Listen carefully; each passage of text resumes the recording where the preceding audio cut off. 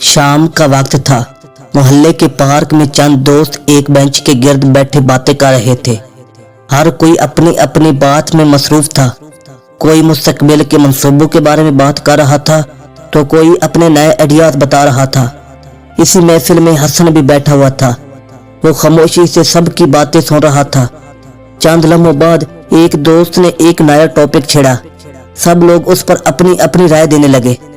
हसन ने भी हिम्मत करके अपनी बात शुरू की। मेरे ख्याल में अगर हम इस काम को इस तरह करें तो शायद बेहतर नतीजा मिल सकता है। लेकिन उसकी बात अभी मुकम्मल भी नहीं हुई थी कि एक और दोस्त बोल पड़ा, नहीं यार, असल में करना ये चाहिए। बाकी सब दोस्त फौरन उसकी बात सुनने लगे। हसन खामोश हो गया। चंद मिनट बाद दोबारा एक नया मौजू शुरू हुआ। हसन ने फिर बोलने की कोशिश की, मगर इस बार भी किसी ने उसकी बात पूरी होने से पहले ही उसे काट दिया और फिर महफिल हंसी मजाक में बदल गई। दोस्तों में से एक ने हंसते हुए कहा, यार हसन हमेशा अजीब आइडियाज देता है। बाकी सब हंसने लगे। हसन भी हल्का सा मुस्कुरा दिया, मगर इसके दिल में एक अजीब सी खामोशी पैदा हो चुकी थी।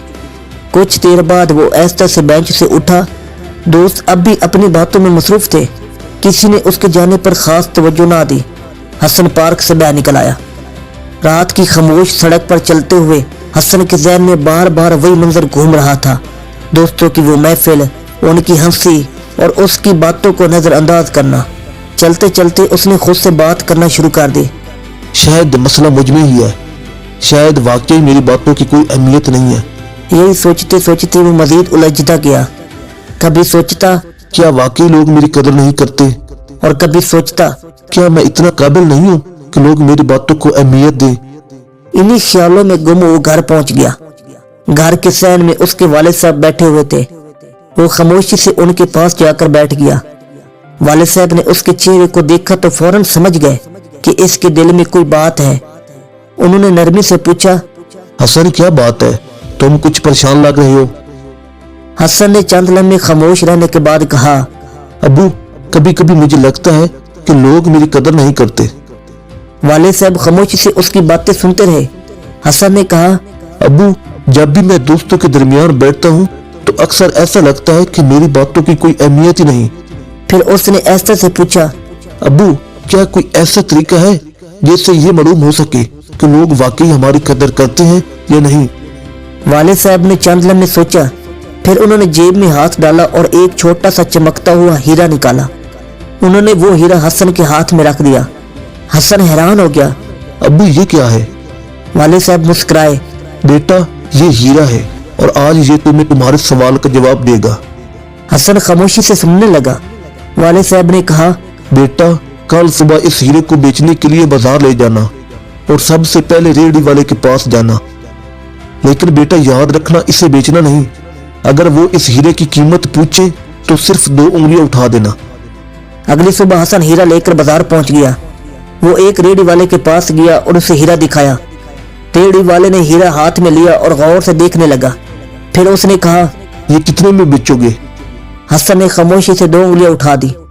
रेहड़ी वाला बोला, ठीक है, मैं तुम्हें 200 रुपए दे देता हूँ।